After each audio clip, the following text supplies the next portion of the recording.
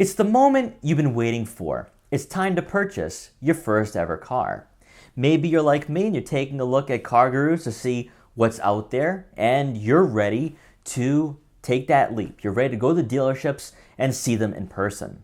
Car buying can be very fun. It can also be pretty stressful as well because there's those times where you get the reliable, practical, and long-lasting car. And then there's those other times where you end up making a really poor decision, like I did 8 years ago when I purchased my 2006 Volvo S40. Now, that car did keep me on the road, but there were a lot of mechanical issues that showed up 6 months after buying it. And I really wish someone was with me to give me car buying advice, to tell me what I should be looking for if the car is mechanically sound, if the car is a right fit for me. Well, here are my 5 tips that I've learned from my first car buying experience to help you not make the wrong decisions when you're looking to buy your first ever vehicle. So starting off at number 5 is being sensible. Now, I know social media makes it appear as though that a lot of 18 to 25-year-olds out there are buying Teslas, Lamborghinis, Ferraris, and Porsches, but that just isn't the case for most Americans. And for a lot of you, you're probably looking at buying a car at around $10,000 to $15,000. Now, you will find a few BMWs, Audis, and Mercedes-Benz out there, and maybe they look like great deals. But I can tell you this right now, stay far, far away from these cars because they are going to be maintenance nightmares. Maybe you're going to find a unicorn that is perfect and you're going to be happy after owning the car 2 to 3 years down the line. But for a lot of you, you're going to purchase one of these cars and you're going to be spending $1,500, $3,000, $5,000 down the road on maintenance costs. And how do I know this? Because when I bought my Volvo, I had a number of issues to deal with that equated to about $3,000 to $4,000, and that really set me back financially. I kept that car a lot longer than I really wanted to, and had I chosen a Toyota Corolla, a Honda Civic, or a Toyota Camry, I probably would have had a better car, would have paid less for maintenance, and I probably would have gotten a better deal when I traded it in. So keep all of this in mind. Yes, I know you want to impress your friends. You want something that's luxurious. You want something that you can be proud of owning.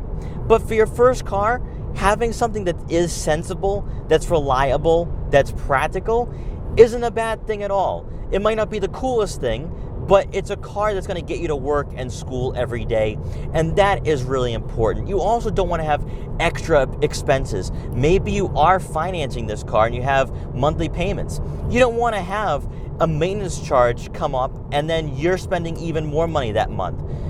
Stay practical. Stay within your means. Stick to your budget, and then you're going to be very happy in the long run with that purchase. So I would definitely stick to reliability, stick to practicality, and I think that in the long run is going to be a better buying decision. Car buying tip number 4, and that is don't be afraid to walk away, and most importantly, don't fall in love with a flawed car. I know this is your first time buying a new vehicle, you're excited, you want to get that independence, and you've probably focused on one car in particular that you love because maybe the pricing is good, maybe it looks great in photos. But then when you see it in person, maybe there's some rust, there's imperfections, engine corrosion, the interior isn't in the best of shape, and you have to make a tough decision. Now you might go out for a test drive and you're like, well, it seems to be driving okay, but it might be showing some age, it might be showing some issues, and that's really where you need to show some maturity and some patience and walk away, distance yourself from that car. Just because you're in love with it, just because it seems like a great option, doesn't mean it really is at the end of the day. And that was a hard lesson that I had to learn when I bought my Volvo S40. Sure, the car looked okay in photos and it looked okay in person, but you could definitely tell that this car was going to need some tender loving care, and me being younger at the time and not having the financial backing to really take care of the car, it ended up being a big financial mistake. So for me, when it comes to this tip number 4, I do think that you need to show some patience, you need to show some maturity, and even though this is a car you've always wanted, you might need to take a step back and look elsewhere. See if there's another car out there that is maybe similarly priced, maybe more reliable and more efficient. I just think that that is probably the better decision to go in the long run, because most likely you will be keeping this car for about 2 to 4 years. So definitely make a right decision. You don't want to start off your car ownership history with a lemon or a vehicle that's going to be in the service department almost every month. Car buying tip number 3 is to do a thorough walk around. Check for imperfections in the paint, scratches, dents, or anything that was going to grab your attention immediately when you first see the car in person. This also includes taking a look at the tires and the wheels as well.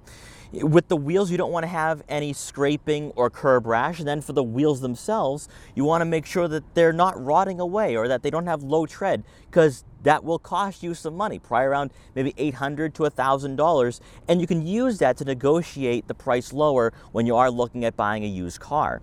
Another thing too that I'm looking for when I'm searching for a used car is taking a look at the front and rear bumpers. Just because a car has a clean title doesn't mean it hasn't been in a minor accident.